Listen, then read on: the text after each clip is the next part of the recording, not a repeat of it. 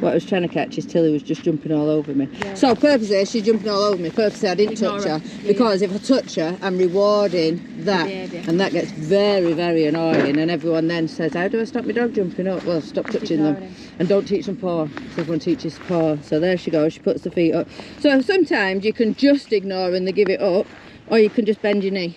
So as they jump up, the chest sits and eats and comfy, they quit doing it. And then when she's not doing anything, then you can stroke her. And see, I'm going under her chin, because if I go on her head, she might start bouncing up again. I ignore, I wait for a different behaviour. She gets down, she's like, "Oh, well, you're no fun." No, good. No, so yeah, that's why I share the group rules, because otherwise what everybody does is say, "Oh, say hello." And the reason I don't encourage that or allow it is because what will happen, as your dog gets older, it will then start running to every dog and every person it sees, because they have more value than us. Right. So, socialisation, real socialisation is this, learning to be around other dogs, but without interacting with them, because we are more valuable than everything and everyone else. Oh, so this is typical reaction, yeah. So literally when she does that, it's what I call like a dying fish. So when she does that, she's just protesting about the collar. Now check, you can see it's a little bit big. So always check that collar every day, because they do give a little bit. But just ignore her for now. Let her just do this. So you just stand with the lead as it is. Because what she's doing, she's like, "Oh my God, this is touching my neck and I don't like it." And then what people do, they give more and more and more lead, so the dog becomes more powerful. So you start, "You're not doing anything wrong. You know you're not doing anything wrong." She's the one having a meltdown. And then what she'll learn to do is do a step towards you and the tension relaxes. It's a learning curve for her. Also, I want to meet that one over there, and I'm not allowed. So there's a bit saw in the video there. Gandalph got out the car and did 2 barks. Normally, well, on one of the lessons, if you look back on the videos, oh my God, everybody was got. It was like a reactive dog day out. Hold him shorter. He's got way too much lead. See how he's bouncing around? Way too much lead. Oh dear.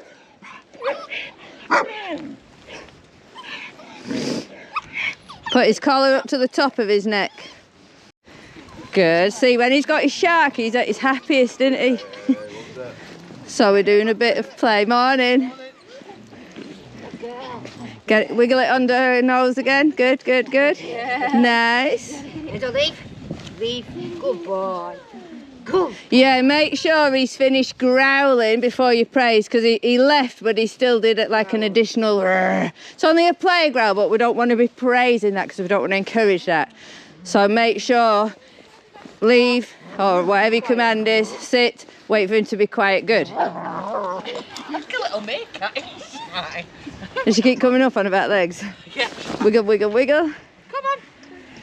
So the object of the toys is we become more fun than everything that's going on around them. I got it. Where have we got? Wiggle it fast. I've got. She's like, I quite like the look of that champagne dog. Yeah, I love that. She's normally really good with these. It's because she's somewhere new as well. Star's doing better, isn't she? Yeah. She likes the shark as well, doesn't she? I can hear it. Oh.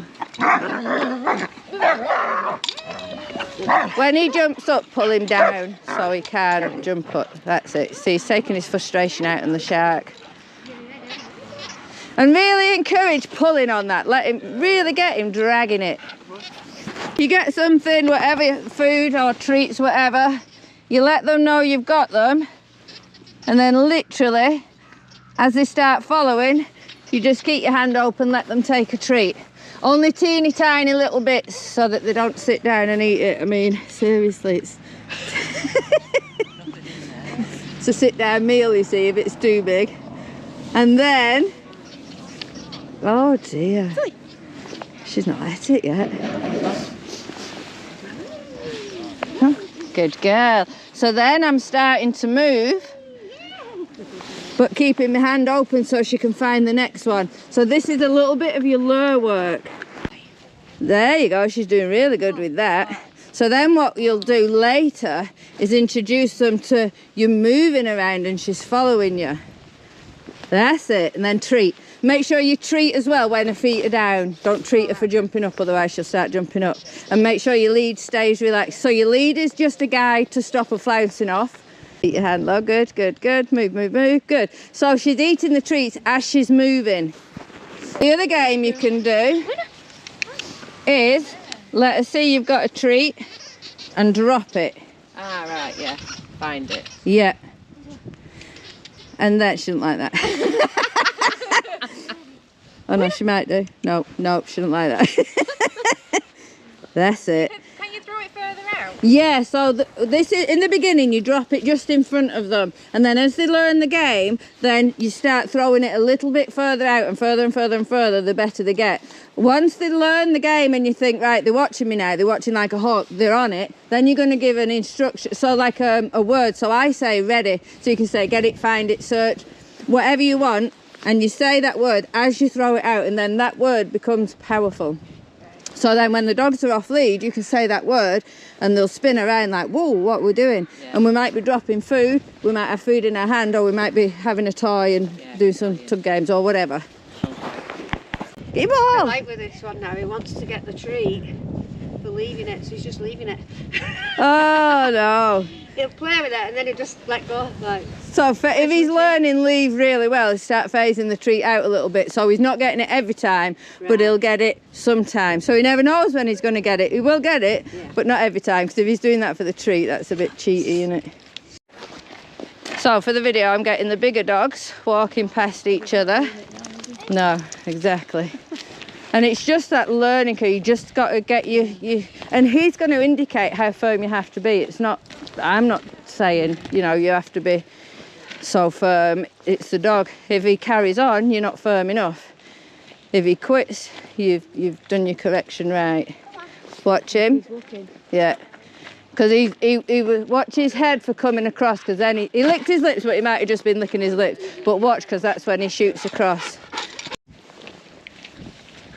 I was just going to say you were doing good, and then she went, oh, I might get it. Oh yeah, and in the wind, her coat will be a nightmare to keep on top of. I know, I can't wait till she comes with the groom. Yeah, well she can now. 6 months they told me. No, it's rubbish. Somebody else told me the same thing. It's rubbish. Oh, you can.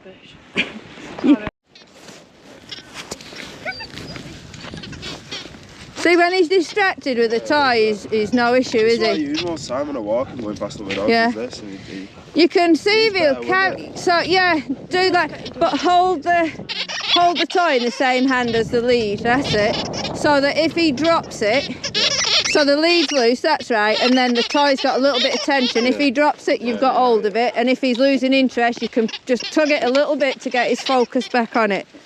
Okay, I like sometimes collecting with the toy. Yeah, that's what I was doing with him, yeah.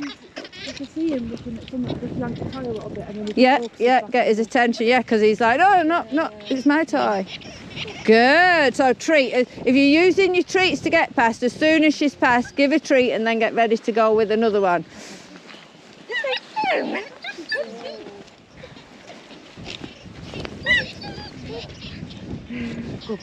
Star's literally having a tantrum then, weren't she? She couldn't get her own way. Yeah.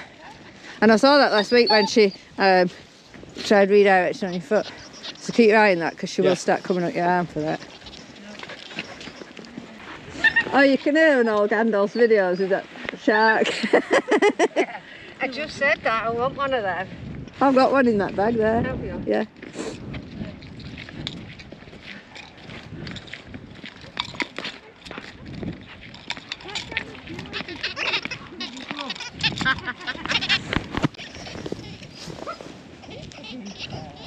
She does good, but I see she crosses you a lot. Yeah. So when she starts to cross you, just flick your lead the opposite way so she can't cross you, because she's a trip hazard doing that. She is. Yes. So this is like, his command means you have to do that until we release you. So, yeah, every time he breaks it, put him back in it. Sit up. Pressure on the collar. Push down on the butt if you need to. See how he's dragging you backwards? Watch him for that as well. Because he's kind of playing with you. So sit means sit, down means down. Whatever instruction you give him, he has to do it. And you can give him treats while he's in it to keep him in it. And you're building him up to realise that he has to be back in it. That's it, good. So yeah, you can kind of drip feed him as the dogs are coming past to keep him in it. No. So now Star has to stay in the sit as they walk past. Oh, she's doing good now, Luna, isn't she? Tilly's on turbo boost. Turbo Tilly. Good, go with Enzo. Come, Enzo, come.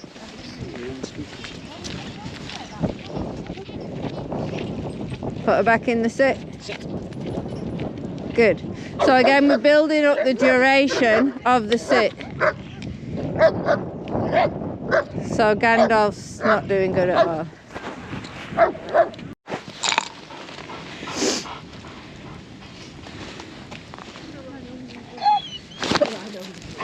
Even the squeaking, so he got a double. I pulled on the neck and I put my knee in him.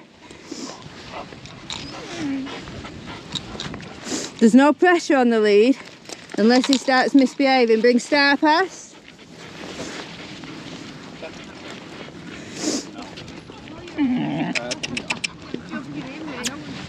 You see his attention's on them all the time.